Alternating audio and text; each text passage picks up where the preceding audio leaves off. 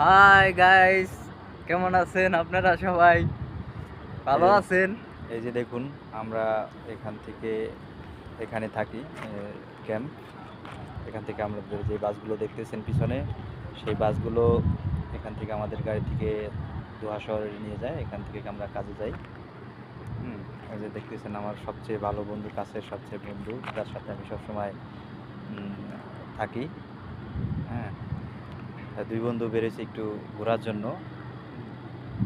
আহ, তা আশেপাশে ঘুরছি, যে হ্যাঁ এতক্ষণ আমরা আহ, ঘুরেছি। এখন একটু রেস্টে আছি। এখন একটু লাইভে আসলাম আপনাদেরকে একটু দেখানোর জন্য। দেখুন আমাদের এখানে আমরা যেখানে থাকি সেখানে শুধু খালি মরুভূমি আর মরুভূমি। এখানে মরুভূমি ছাড়া আর কোনো নাই।